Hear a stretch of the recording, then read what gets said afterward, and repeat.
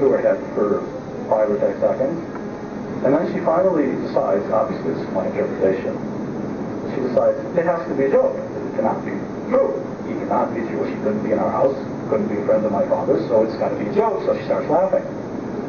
And then her father explains to her that it's not a joke, that Mark is a Jew, and that it's important for you to understand, Lena, that there are good Jews and bad Jews, just like good Jews, good Palestinians, bad Palestinians, that sometimes a Jewish person can be a friend of ours.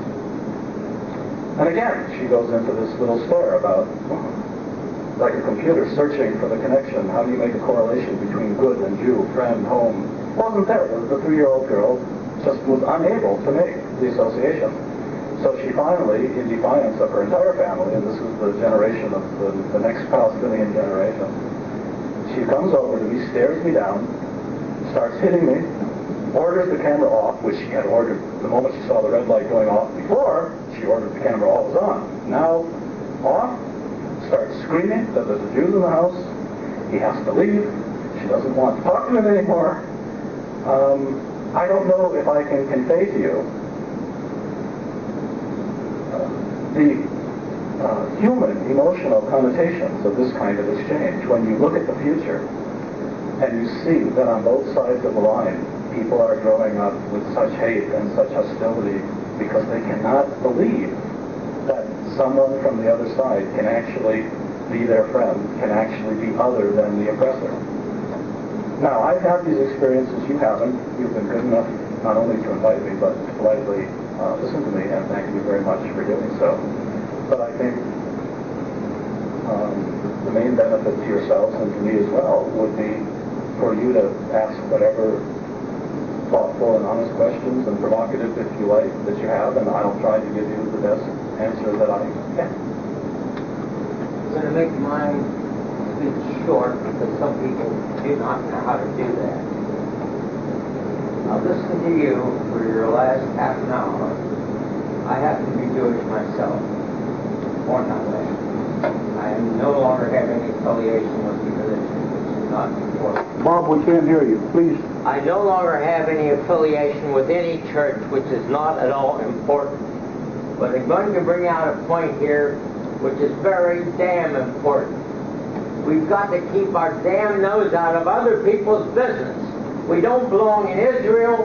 We don't belong in Hong Kong. We don't belong in any place else in the world. We got the United States to take care of and get our damn nose out of other people's business. I mean that for you. How about Beijing? Well, you're completely right in your comments and wrong in your accusations. You're the one, you and your community and your lobby that you seem to represent are the ones that cause $4 billion of the United States money each year to be given to a country of 4 million people. You're the one, you as a representative, you said you're a representative of the Jewish community. That's how you introduced yourself. That's how you introduced yourself, sir.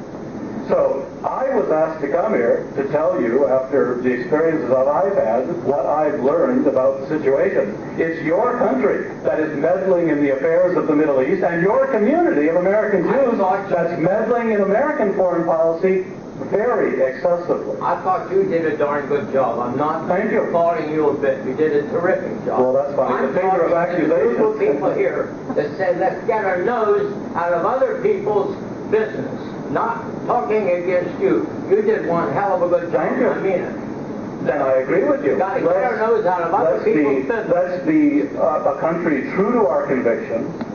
Let's help the people of the Middle East achieve democracy and freedom. The way to help them is to get out of their way. Get out of the way, and right. Stop preventing it from happening. Exactly. Is there anything short of dissolution that Israel will dissuade the Arabs? In other words, they're committed to the destruction of Israel. Who is committed to this? Well, that's their stated. For the Palestinians, they've stated that they want to destroy Israel, and that was the Arab-Israeli war was predicated on. The Arab establishment.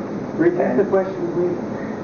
He says the Arabs are committed to the destruction of Israel, and is there anything that will dissuade them from this? The Arab establishment the governments in the region, the client regimes, the kings, and the Palestinian elite are desperate to make a deal that will last with Israel. They're desperate to consolidate some sort of a peace with Israel. If you're talking about the people of the region, and if you're talking, and I'll be honest with you as best I can,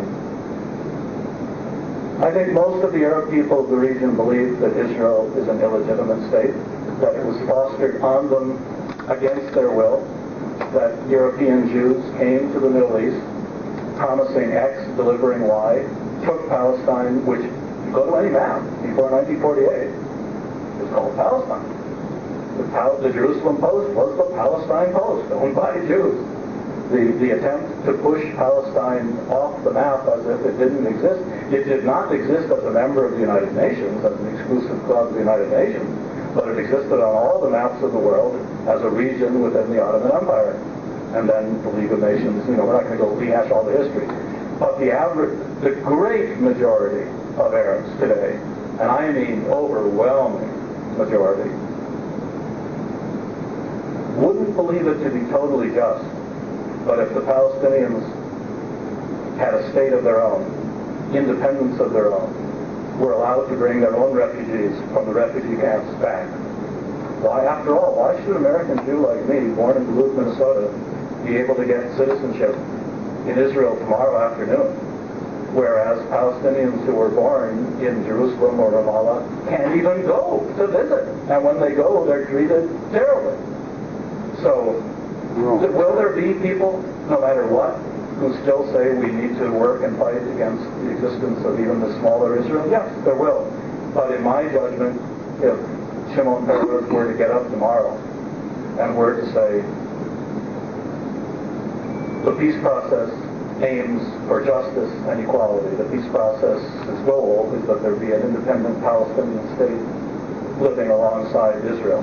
That this is what we're working for, this is what we understand. We're terribly sorry this conflict has taken place. There's been too much killing and murder and defamation on all sides, but it's going to take a few years for this to be worked out, and we're doing the best we can. The whole character of the conflict would be changed. But that's not what's happening. I showed you the map. That's the reality. I told you what he has said in private, and I have met him a few times myself. He has the reputation. Well, would you buy a used car from Shimon Peres? It's an election year, and people are looking for issues. There's a number of splinter parties starting in this country. Ross Perot, and you've got Nader and the Green Party, and you've got Jesse Jackson, and you've got a number of others.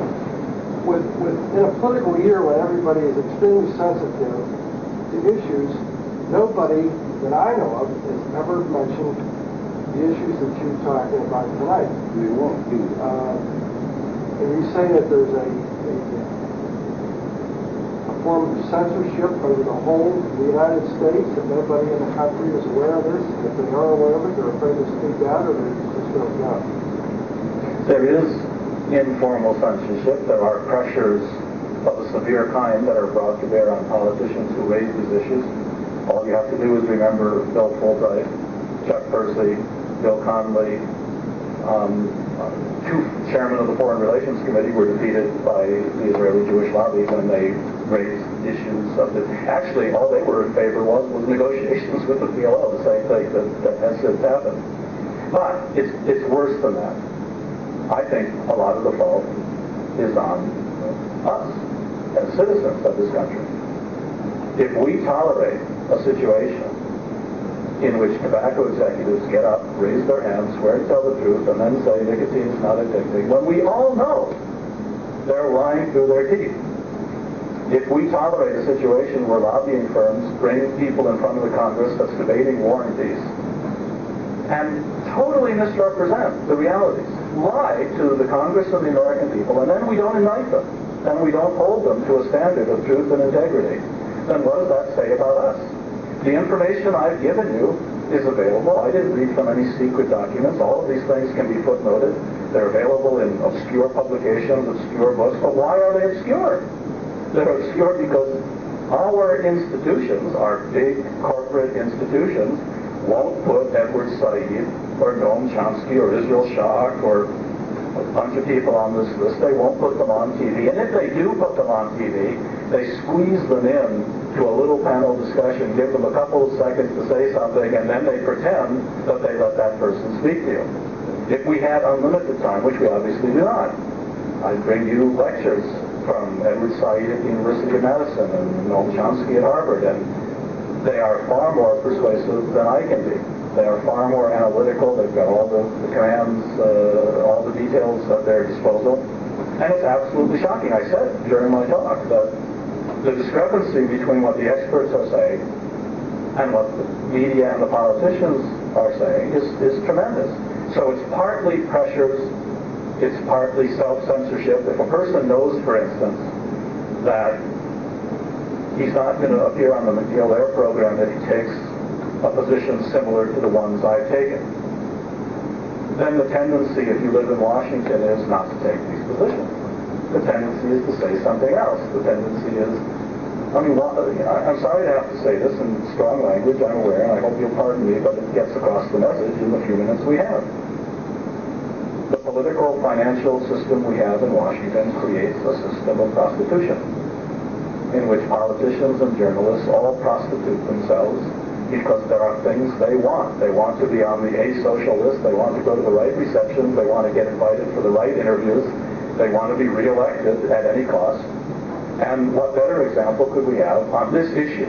I'm not against him on all issues, but on this issue, the President of the United States panders to the Israeli Jewish lobby at every opportunity. He's done unbelievable things.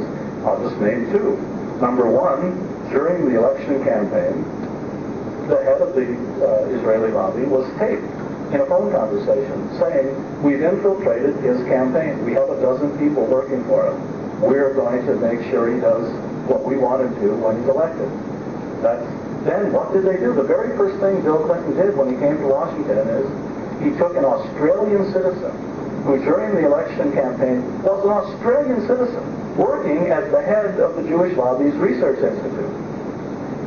They gave the man American citizenship, and then what job did they give him? They didn't give him Jewish advisor or advisor on Jewish affairs in the White House. They made him the National Security Council Middle East official, the ranking official on American foreign policy in the National Security Council, a man who 3 months before was an Australian citizen working for the Jewish lobby. And the American people accept this as legitimate, which it is not. It is just not.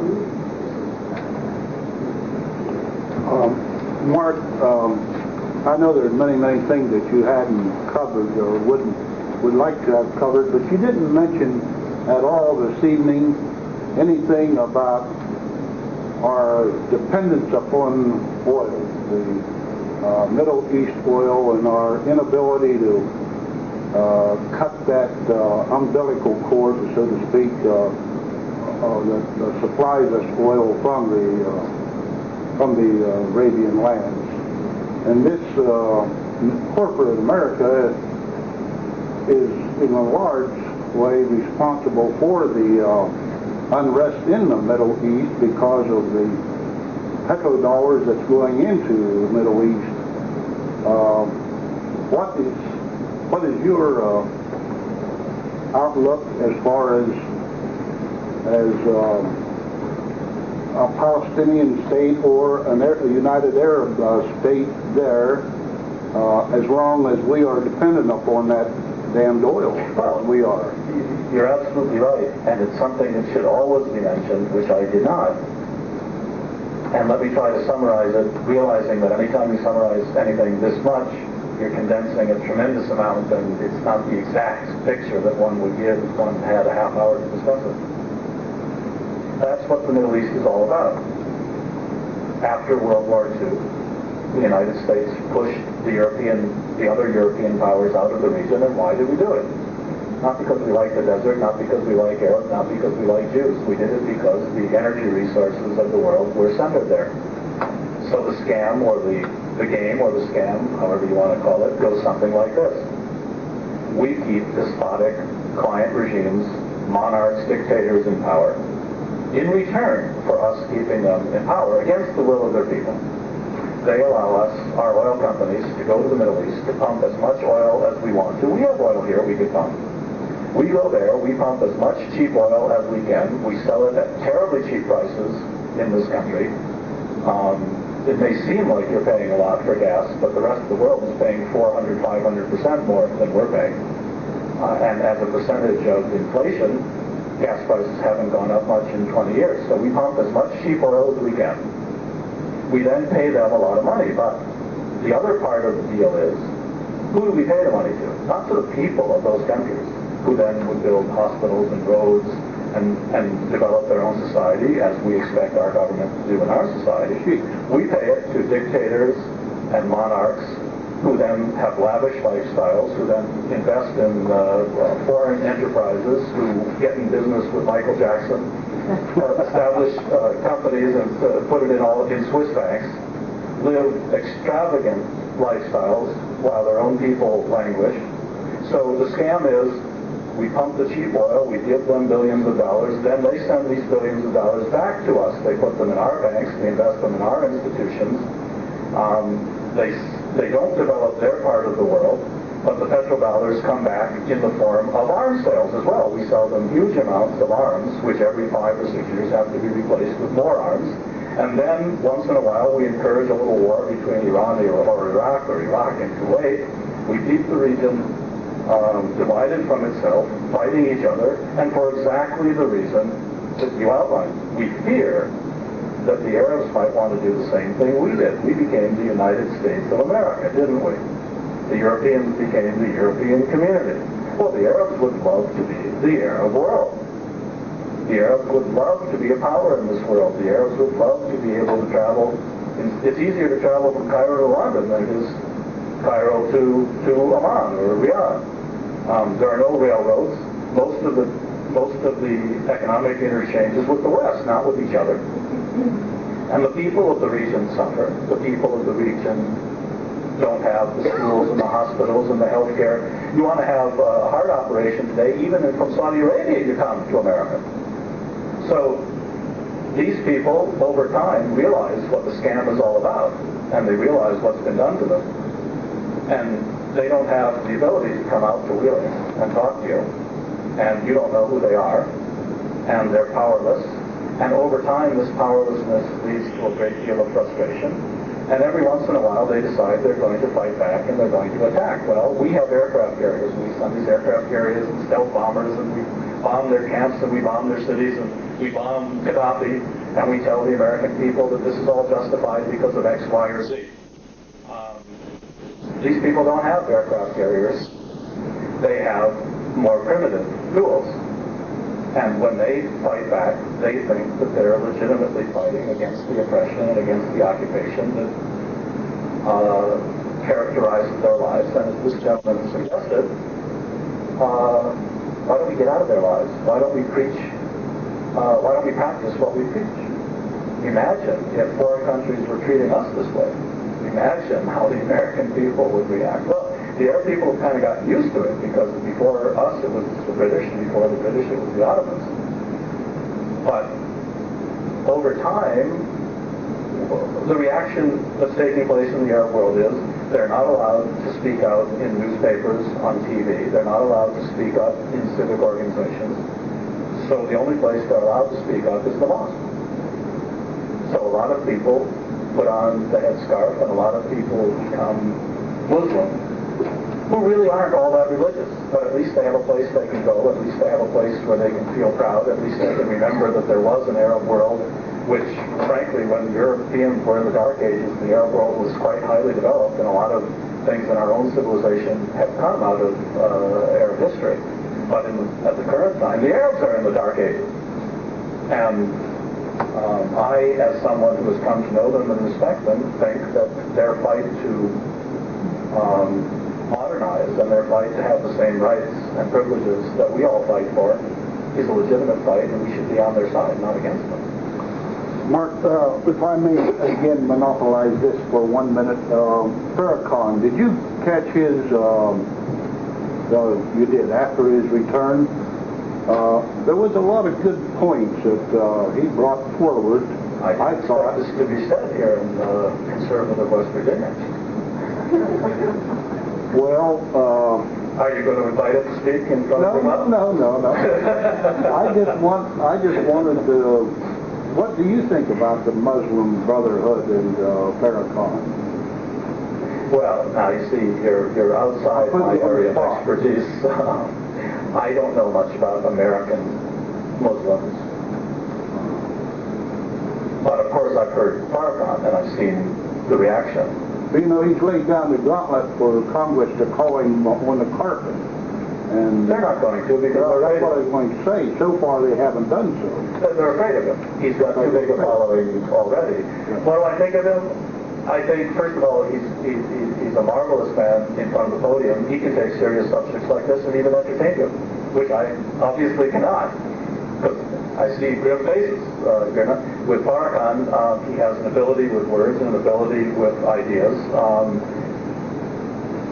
I don't agree with a lot of what he says. I think he makes a lot of unfortunate mistakes in some of his rhetoric.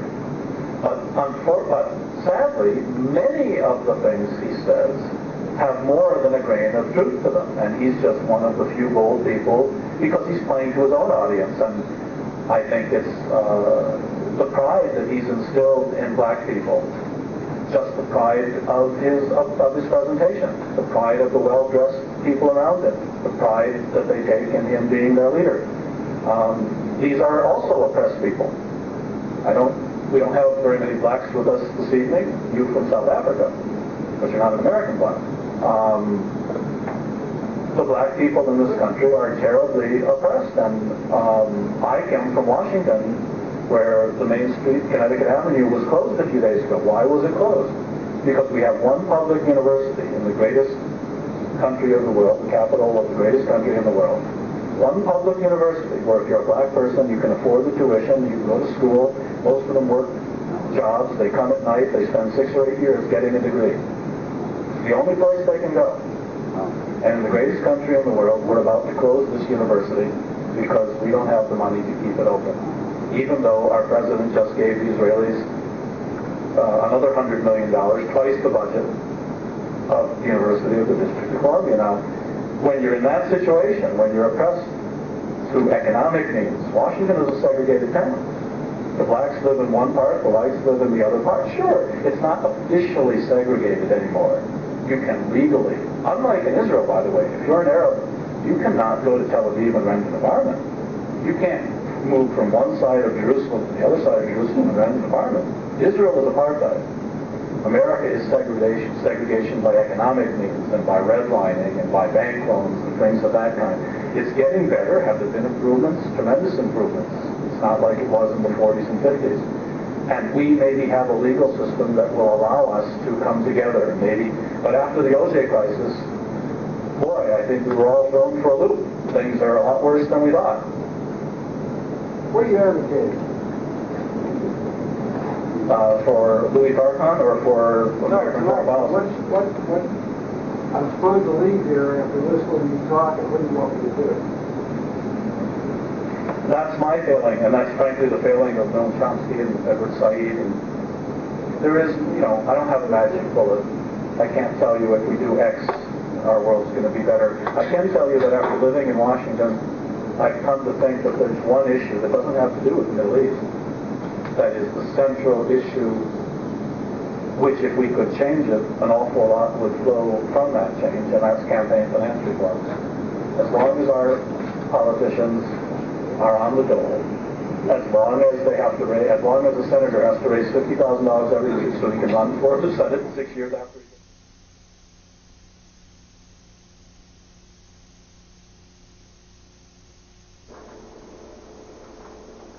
I'm Mark Bruzonsky, your host for this weekly program, Mideast Realities, and thank you for watching. If you too are concerned about the situation in today's Middle East and about U.S. policies toward that crucial region of the world, and if you'd like to meet like-minded persons, why don't you come to one of our weekly social meetings? I'll be there, of course. Just give us a call for details.